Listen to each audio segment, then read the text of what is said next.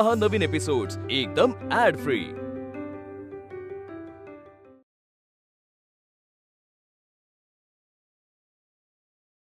कोणीतरी इंग्लंडला जायला हवंय, पण कोणी जायला तयार होत नाही, कारण सगळेजण तुमचा शिष्य इथे तुमच्या समोर उभा असताना इतर कोणाला कशाच विचारताय?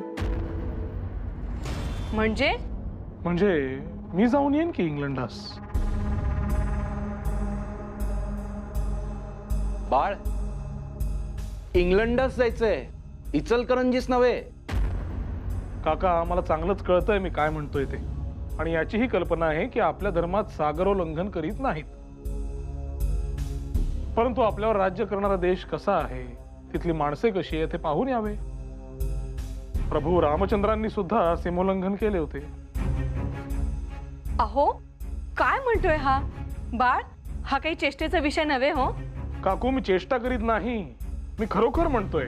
अरे शांत व्हा, शांत व्हा. बाळ, तू आधी हातपाय धुवून घे, पाणी पी, स्वस्थ हो, मग आपण बोलू. होय.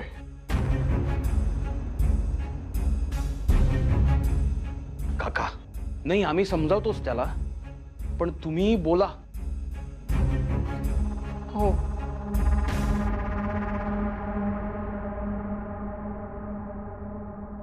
सासूबाई, हे 5-6 मोठे पोहे पुरतील ना आपल्या सगळ्यास, का वाढवू आणखी? सासूबाई, हा, पोहे वाढवू का? अगं हो, पोहे ना वाढव ना अजून. बाळे आलाय ना बाहेर, तोही खाईल. काय? थांबा, मी पोहे आणखीन घेते, किंवा पोहे राहू दे, मी यांच्या आवडीचे करते काहीतरी. खीर करू का? अहो पण गुळ दाणे. काशीनाथ भाऊजी, मला नारळ आणि गुळ देता का आणू? थांबतेस का थोडी? ऐक तरी, किती ती घाई ग? बाळ आलाय हे खरंय, परंतु सागर उल्लंघन करून ब्रिटिशांच्या देशात जायचं म्हणतोय. काय? अगं भामी, काय हे? अहो, झाले का पोहे? हो, आणते आणते.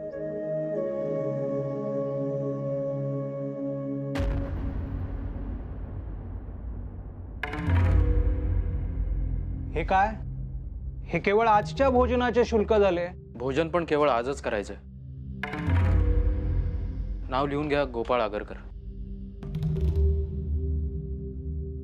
या आठवड्यात केवळ 4च वेळा आला आहेस, आणि महिन्यात साधारणतः 18 वेळा. बाकी दिवस काय केलेस? नाही, काळजी करू नका. माधुकरी मागून पोट भरणारा केवळ मी एकटाच नव्हे, आणि तुमच्या पुण्यामध्ये सढळ हातांनी जीव खाऊ घालणारे सज्जन आहेतच. नाही, तसं नाही. वसतिगृहातलं कोणी उपाशी राहू नये म्हणून म्हटलं. नाही, तसं नाही होणार. तुम्ही नाव नोंदवलं तसं आज जायला. हो. काय करताय? का, काय झालं? हे असेच जात आहे? असेच म्हणजे? हो, सोहळं कुठे आहे? सोहळं? अहो, मी भोजन करण्याकरता आलोय, कुठल्या देवाधर्माची पूजा करण्याकरता नव्हे. गोपाळराव, तुम्हाला भोजनालयाचे नवे नियम माहीत नाहीत का? जोपर्यंत तुम्ही सोवळे नेसून येत नाही तोपर्यंत तुम्हाला भोजनालयात प्रवेश नाही. त्यामुळे तुम्हाला सोवळे नेसूनच यावं लागेल. हे वसतिगृह आहे का कोणा बुवांचा मठ? विद्येचे प्रांगण का गंजलेल्या बुद्धीची कोठारे? हे बघा, आता सर्वानुमते हेच ठरवले आहे विद्यार्थ्यांनी, आणि तुम्ही या मूर्खपणास मान्यता दिली. आपल्या भोजनालयात जे अन्न येते ते पिकवणारा शेतकरी कुठलाही नियम, कुठलाही भेदभाव न करता अन्न देतो आपल्याला, आणि असा नियम करून हीन चेष्टा करणारे तुम्ही कोण? हे बघा, तुम्हाला नसेल पटत नका येऊ. तसंही तुम्ही बाहेर जेवत असता, करा तुमची सोय. आता मुद्दा केवळ अन्न ग्रहण करण्याचा नव्हे, ही हीन मानसिकता आहे ना, त्याचा उतारा करण्याचा आहे. या महाविद्यालयाचे नियम काय आहेत? जो शुल्क भरेल त्याला भोजन करायला मिळेल. मी शुल्क भरलेत, मला भोजन करायला मिळालेच पाहिजे, आणि मी असाच जाणार, कुठलेही सोळे न नेसता. थांबा. जे नवे नियम आहेत ते तुम्हाला मान्य करावेच लागतील. अहो, का करावे लागतील? कशाला वाद घालताय? हवं तर मी आणून देतो सोळे. अहो, आग लावा तुमच्या सोहळ्याला. लाज वाटायला पाहिजे तुम्हाला. ज्या समाजाने पुढारलेपण अंगी चढवायला हवे ते आजही सोळे नेसण्यात भूषण मानते. मी या प्रकरणाची तक्रार वरिष्ठांकडे करीन. हे बघा गोपाळराव, तुम्ही आधी शांत व्हा. छत्रे गुरुजी परगावी गेले आहेत, 2 दिवसांनी येतील. तेव्हा त्यांच्याशी बोलून तुम्ही काय तो उपाय शोधून काढा. तोपर्यंत हा प्रकार असाच चालत राहू दे. हो, 2 दिवसांचा तर प्रश्न आहे. मी असं करतो, मुलांची जेवण उरकली की मी स्वतः तुम्हाला जेवण आणून देतो. शोभताय, व्यवस्थेचे गुलाम शोभताय तुम्ही. तुमच्या 2 घासांच्या भिकेसाठी मी इथे नाही आलो. स्वाभिमानाचा गळा आवळून पोट भरण्यापेक्षा उपासमार सहन करेन मी, अगदी आनंदाने.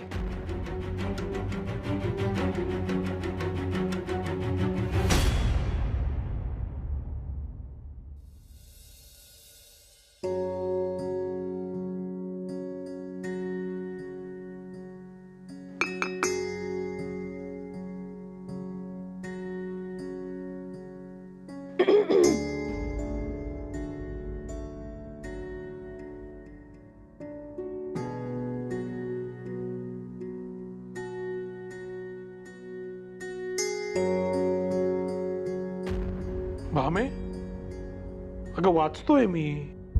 दिवा का मालवलास आणि आलीस कधी? नाही, वाचा, मनसोक्त वाचा. हवं तर घरातले सगळे दिवे आणून इथेच मांडते, म्हणजे कसा भरपूर प्रकाश होईल. आता चिडलीस कशास? अगं बाई, म्हणजे इतका वेळ मी इथे येऊन उभी आहे ते तुम्हाला कळलं नाही, आणि आता मी चिडलीये हे मात्र बरोबर उमगलं. याचे कारण माझे पूर्ण लक्ष वाचनात होते. इथे हाडामासाच्या माणसांशी बोलायची सवड नाही, आणि उपयोग काय इतक्या वाचनाचा आणि पुस्तकांचा? वा, माणसांशी बोलायला पुस्तकांचा उपयोग, हे कसे जमते बुवा? मला तरी असे तंत्र सांगणारे कुठलेही पुस्तक मिळाले नाही. तेच शोधण्यासाठी हा सगळा प्रपंच चालू आहे. कंदील लाव भाऊ. अगं काही सांगू नका, सारखी नुसती आपली चेष्टा करायची. भामे, समोरच्या माणसाच्या मनात काय चाललंय याचा काही विचार नाही. अगं वाचतोय ना ती पुस्तके आणि पान घालवलंस माझं वाचतं.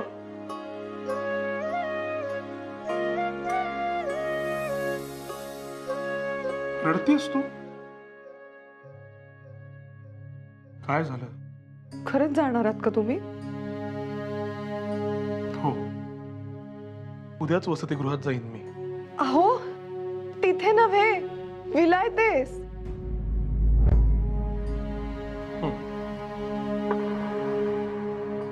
कशासाठी पण? मी नाही जाऊ देणार तुम्हाला. कुठली कोण माणसं कशी राहतात, कुठे राहतात, काही माहिती नाही आपल्याला.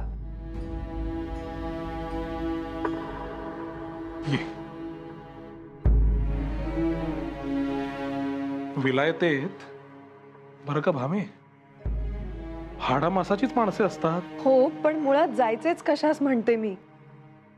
वसतिगृहात जाताय ना तेवढे पुरेसे. नदी ओलांडून जाताय ते पुरे. आता समुद्र ओलांडून जायचंय तुम्हास? त्या सार्वजनिक काकांना म्हणावं, तुम्हास जायचंय तर तुम्हीच जा. समुद्र ओलांडून त्याने काय होईल? हो, असे कसे म्हणता? आपल्या धर्मास मान्य नाही ना ते. छे बाई, मी नाही हा जाऊ द्यायची तुम्हास. खरंच चालीरीती आणि परंपरा या कोणी आपल्यावर स्वार्थासाठी लादत असेल? खरंच जे आपल्याला दिसत नाही ते आपण स्वीकारावे. तुला काय वाटते? तुम्ही प्रथम हे असे कोड्यात बोलणं बंद करा पाहू. मला नाही कळत तुमच्या या शंका. मला फक्त एवढं कळतं की आपल्या माणसाने आपल्या सोबत राहावं, 4 चौघांसारखं राहावं. या अशा नको त्या वाटा कशाच हव्यात? कारण ते राष्ट्रकार्य आहे. आणि राष्ट्रसेवा ही एका अर्थी धर्मसेवाच असते. धर्म हा आपल्या माणसांच्या उन्नतीसाठी असतो आणि म्हणून मला हे कार्य करायचंय. अर्थात हा माझ्या मनात आलेला विचार आहे, फक्त तो मी मांडलाय. परंतु जर वेळ आली तर मी विलायतेस निश्चित जाईन. आपल्या देशासाठी, आपल्या माणसांसाठी जाईन.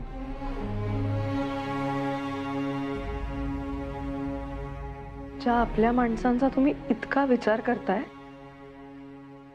त्या आपल्या माणसांमध्ये मी कुठेच नाही आहे का?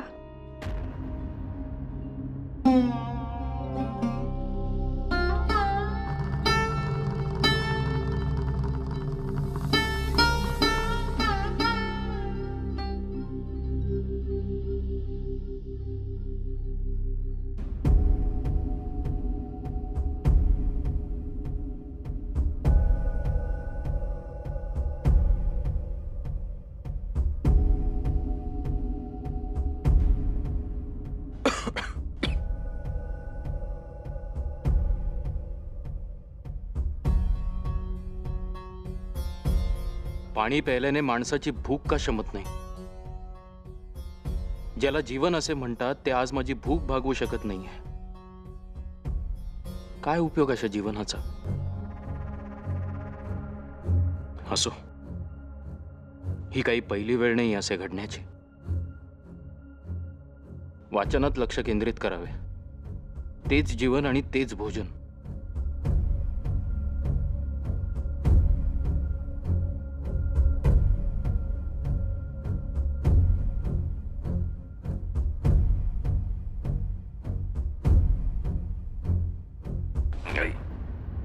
ऐक.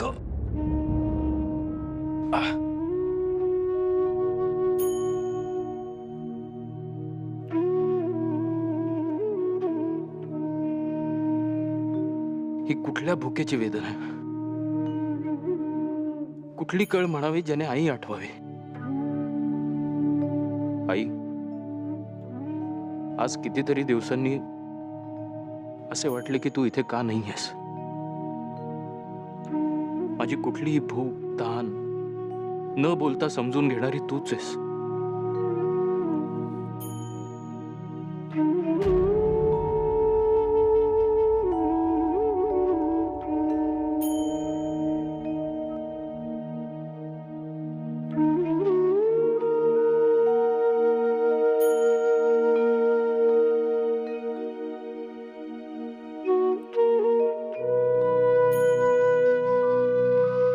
आई, तुझी आठवण आली म्हणून हे पत्र लिहितोय तुला. माझ्यावरील भुकेचे हे संकट सरायचे चिन्ह दिसतच नाहीये. उपाशी राहण्याची सवय माझ्या शरीरास झालीच आहे, पण इथे नको त्या मूर्खपणाच्या गोष्टीमुळे मला उपाशी राहावे लागले. नाही, नको. माझी ही व्यथा आईला का सांगावी? ती माऊली तरी यात काय करू शकणार आहे? त्यापेक्षा मी आनंदात आहे या सुखी समजुतीमध्ये तिला जगू द्यावे.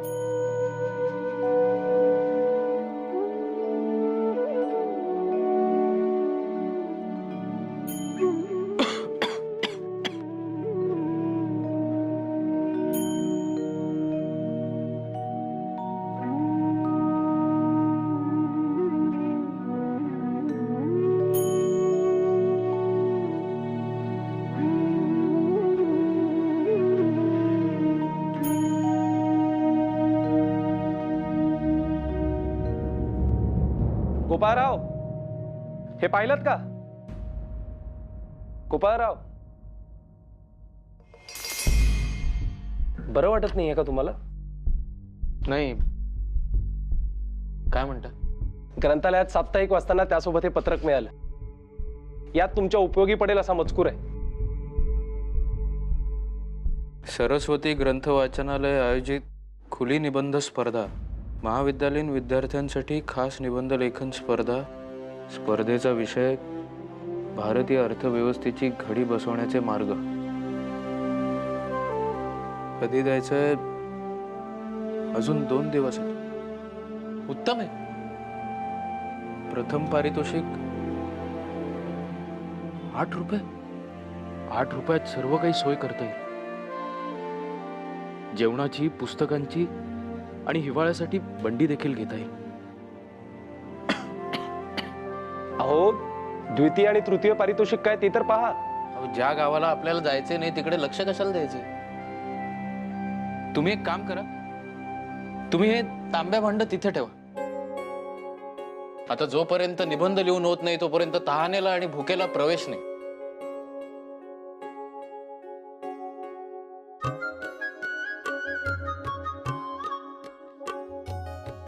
काय हो, काय करताय? अहो, निबंध आजच्या आज पूर्ण करायला हवा. मग अभ्यास करायला नको? करा करा, मी निरोप घेतो. बरं का? हो. धन्यवाद.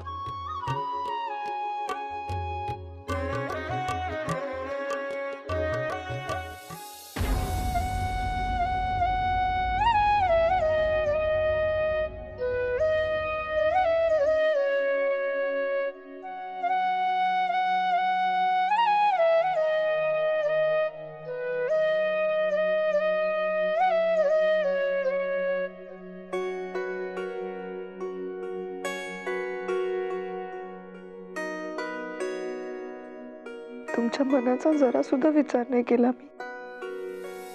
वाटेल तसं बोलले तुम्हाला.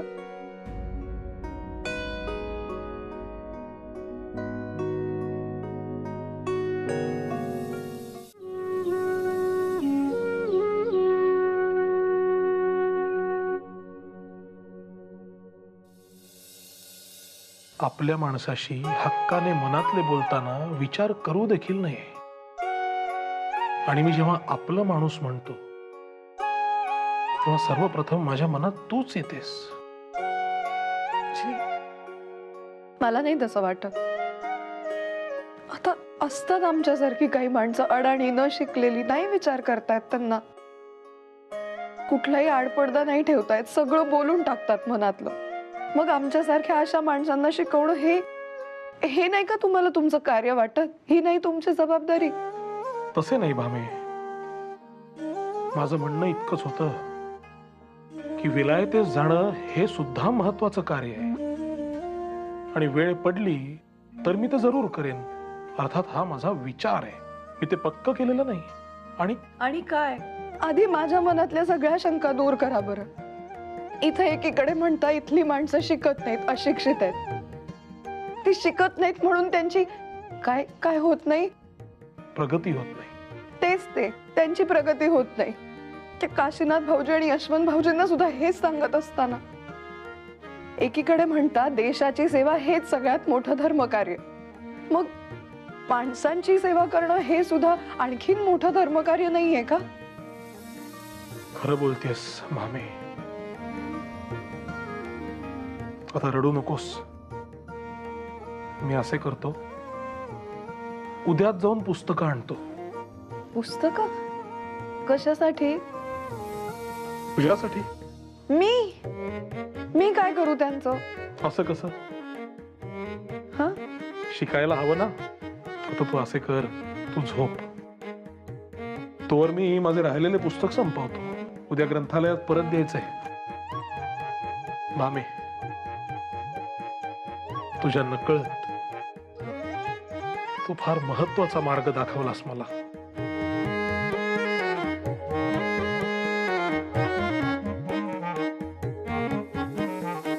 काका, मी येतो. काकू, निघालो.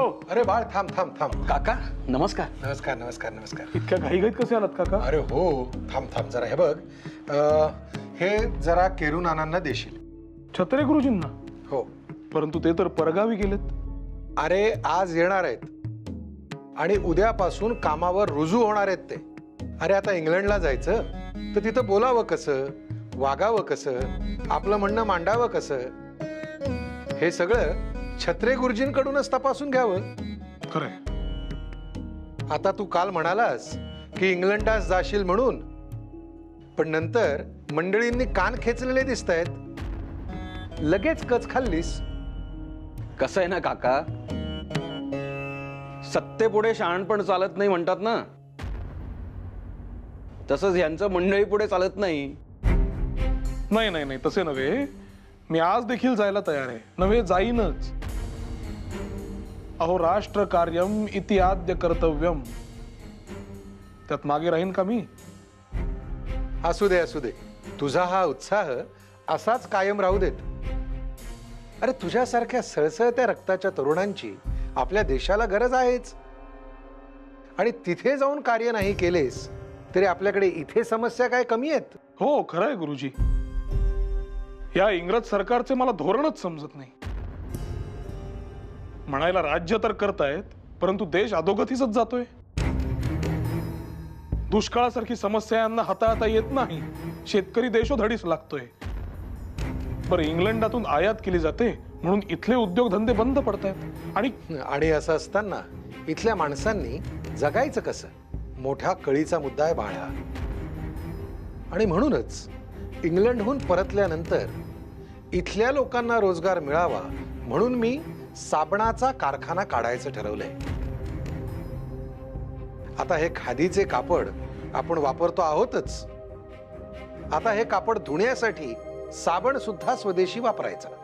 नाही, कल्पना चांगली आहे काका, पण मला सांगा, तुम्ही इंग्लंडच्या राणीला भेटायला जाणार ते असे खादीचे कपडे घालून? अहो हा खादीचा कपडा हाच तर आपला अभिमान आहे. आपणच जर त्याला लाजायला लागलो तर कसं चालेल? अगदी खरंय. राणी असेल इंग्लंडची, इथे आपण राजे आहोत आणि आपण आपला बाणा सोडायचा नाही.